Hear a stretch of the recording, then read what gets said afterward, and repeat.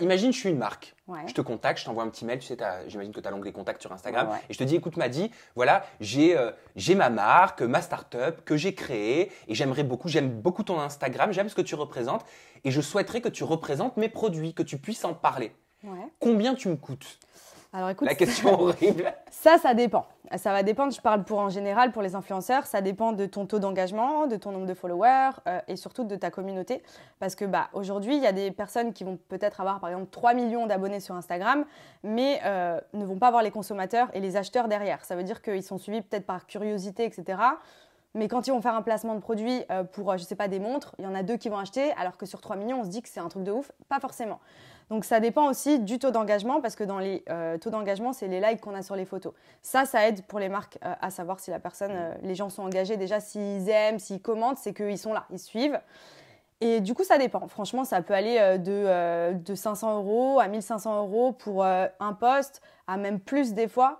Ça dépend vraiment de ce que tu veux en fait. Okay. Et ça, c'est les marques qui le déterminent, qui te proposent eux leur budget aussi. Après, à toi de t'aligner. Moi, je sais que je contrôle, à chaque fois, je regarde avant le site internet, si ça me plaît, si c'est quelque chose qui me correspond aussi, parce que je me dis que si je fais un truc hors sujet, les gens, ils vont pas s'y intéresser. Moi, ça me fait perdre mon temps.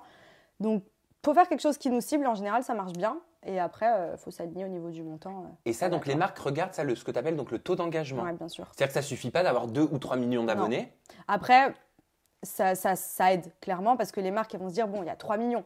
Mais ils vont le faire une fois, ils vont voir que c'est pas rentable et ils vont pas reprendre. Que si, par exemple, ils voient que la première fois, il y a plein de ventes, etc., ils disent, bon, bah, c'est cool, on peut faire une collab sur le long terme. Et du coup, cette personne-là, elle a une communauté qui achète régulièrement, donc on continue. Mais si tu fais un one-shot avec une personne que tu vas payer très cher, parce que du coup, généralement, tes tarifs sont en fonction de ton nombre de followers. Donc, quelqu'un qui a 3 millions peut se vendre dans les 5 000 € le poste. Pour faire 2 ventes, le mec a perdu 5 000 €, tu vois. Et toi, c'est quoi le poste, le cachet le plus important que tu as déjà reçu pour un poste, pour une marque? Parce que j'imagine que c'est pas à chaque fois les mêmes cachets. Non, pas du tout. Ça dépend de ce que tu fais. Il y a des fois, tu fais un effort sur le prix parce que c'est quelque chose qui te plaît réellement et que tu as envie de faire quand même. Mais après, le plus important, je ne saurais pas te dire parce que moi, j'ai beaucoup de contrats à long terme. Donc, c'est plutôt des contrats avec un fixe et c'est des marques qui me prennent régulièrement. Après, quand il y a des one-shots, il y a des marques des fois qui veulent tenter, donc qui proposent des plus gros budgets. Parce qu'ils se disent, on fait ça qu'une fois, donc on veut envoyer et on veut qu'elles nous acceptent. Mais franchement, ça dépend. Franchement, je peux pas te dire un prix en particulier. C'est vraiment aléatoire. Ça dépend. Et donc, si en tant que marque, je veux me payer tes services, je peux enfin, tes tarifs sont entre 500 et 1500 €. Si j'ai bien compris. Ça peut aller plus. Franchement, ça dépend du type de produit, ça dépend de la marque, ça dépend.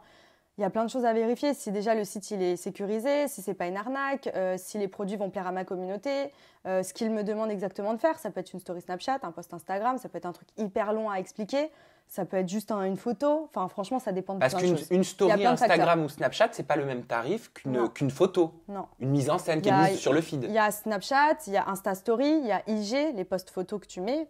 Il y a plein de trucs différents. Après, il y a ceux qui ont YouTube aussi. Enfin, il y a plein de choses. Mais qu'est-ce qui est le plus demandé aujourd'hui à ton niveau? Est-ce que c'est plutôt Instagram? Est-ce que c'est Snapchat? Pour moi, le plus demandé, je pense que ça restera Snapchat, malgré que ce ne soit pas là où on a la plus forte communauté. Je pense qu'aujourd'hui, par exemple, dans les influenceurs, on est beaucoup plus fort pour la majorité sur Instagram parce qu'on a des millions d'abonnés que sur Snapchat, on n'a pas forcément tous les jours 1 million de vues.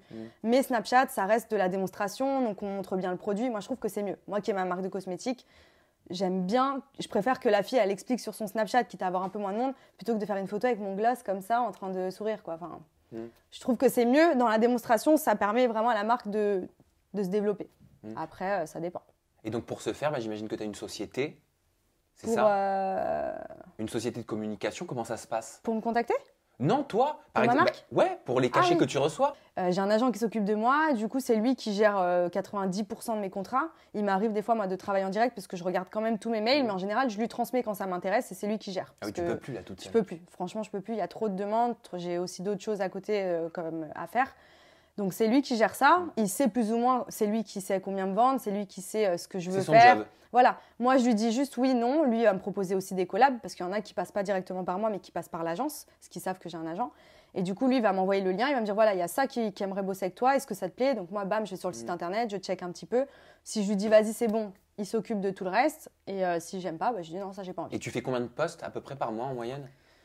Par mois. T'es chargée, toi, je crois.